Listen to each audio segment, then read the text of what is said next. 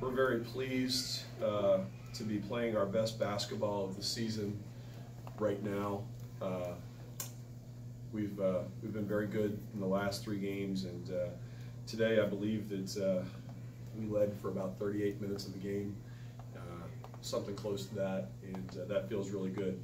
We were not able to win all 4 quarters, but we came pretty darn close, and to have 52 points in the paint and to get contributions just not in the scoring column from everyone makes you feel really good.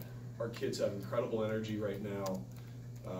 They have incredible belief in themselves and in the team, and we're in a really good place.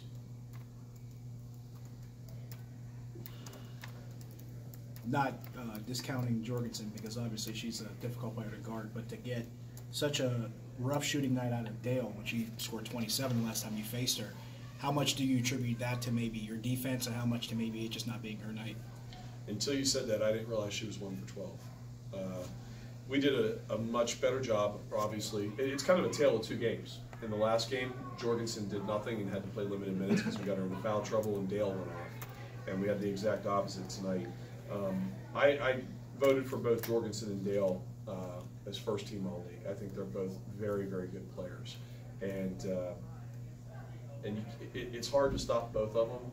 And you got to hope that someone else doesn't go off. And you know, the Jones kid had 10, but you know the supporting cast didn't do as much. The Jorgensen kid and Dale are both pros. I mean, they may have a shot at getting going to a WNBA draft camp or going to camp, but they're going to have nice long careers in Europe if they choose. Good players. And then Tammy Reese does a great job. What she inherited and how she's grown that program in 1 year. I voted for her for Coach of the Year, and I have no problems with saying you know, what my ballot was. I thought Tammy was outstanding in what she did this year to grow that program, and she's got them on the upswing. Great job by her. Tammy spoke very highly of you guys' offense and what you're able to do as far as moving the ball around. When you're seeing, I think we talked about this maybe a couple months ago with the passing, how well it was going, and it seems like things were increasing and getting better.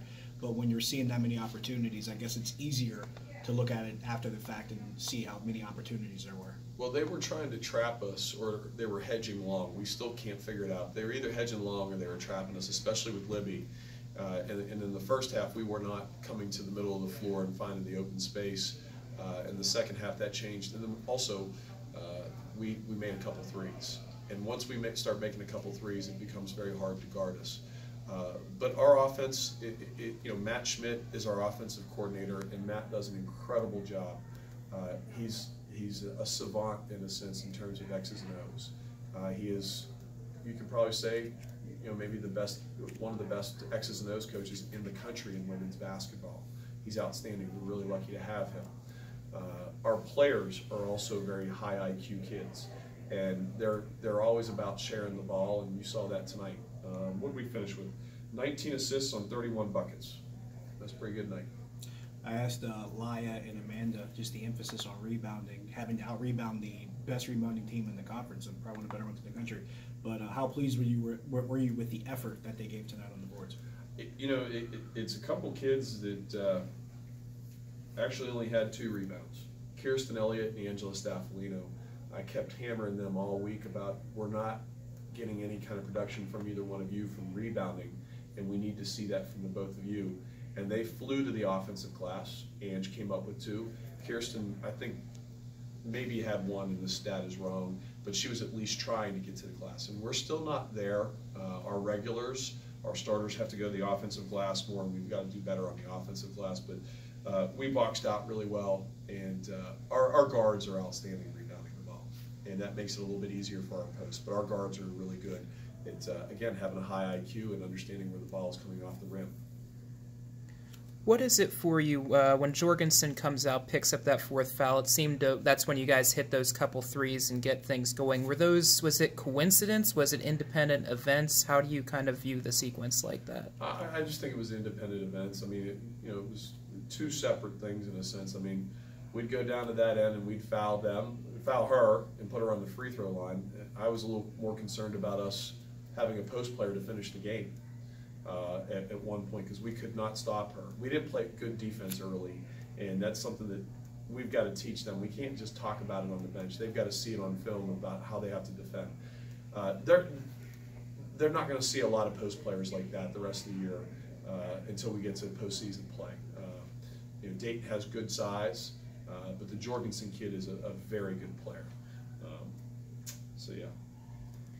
There's a game, and then there's a game within the game, which is substitution patterns during Atlantic 10 championship play. How do you view that at this point, maybe versus a Friday in preparation for what could happen? You know, you want to go with the guys that got you there, and with the way that Amanda Kalin played, you know, Amanda's minutes would have been even more, but she was having a little problem with breathing, and then also she took a shot off of a screen, and so we decided to pull her out at that point. I would have liked to have sat Libby a little bit, but with Libby you can't sit her because once she gets cold, it's hard for her knees to get warm again. So you can pretty much rest assured that Libby's going to play all 40. But you know, PJ at 10 and a half minutes and having 6 points and 2 rebounds and 2 steals and 2 blocks, what more can you ask from a freshman post player who shoots 3 for 4 and has those kind of stats? What happens when she starts to play 20 and 25 minutes a game? And she's going to be an outstanding player for us in the future. Amaya was really good with 8 and 5 and made some good decisions. And then Kirsten and Angela are kind of unsung. Kirsten had a tip from behind. She was not great defensively. She got beat on 2 blow-bys tonight, but typically she's one of our better defenders. And Ange is finding herself. Ange is going to help us win a game this year, and I've said that to her repeatedly. She helped us win the Manhattan game early, and I really believe that somewhere in these next couple games, Ange is going to help us win the game because her ability to pick and pop to the 3-point line is going to give us some spacing, which will help us win a game, I believe. How did Amanda's production not only give her confidence, but also maybe lead the way to that aggressive driving that you guys like to do to get the ball towards the basket? I think that Amanda just tonight, she saw things that other people didn't see.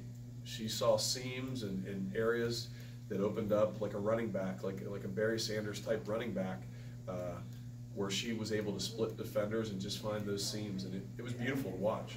And the way she finishes, because she doesn't jump more than 4 or 5 inches, and yet she's got that little English with the spin on the glass for the ball to go in. She was outstanding tonight.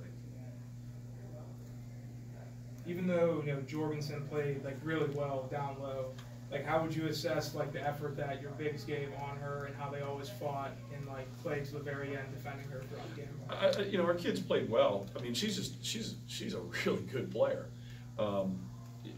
You know, somebody's gonna have to score some points, and you're gonna give up some buckets. So we knew we were gonna give some points up, and you know, we allowed her to get too deep position, and we didn't play defense early. Those are things that are correctable, and we'll go back and we'll watch film tomorrow and we'll go over that. But I really like Nicole. I've been able to talk with her a few times after games, and I just have a really healthy respect for her. I think she's a really good kid, and she's a heck of a basketball player. Thank you for supporting women's basketball. I really appreciate all of you being here. Thank you.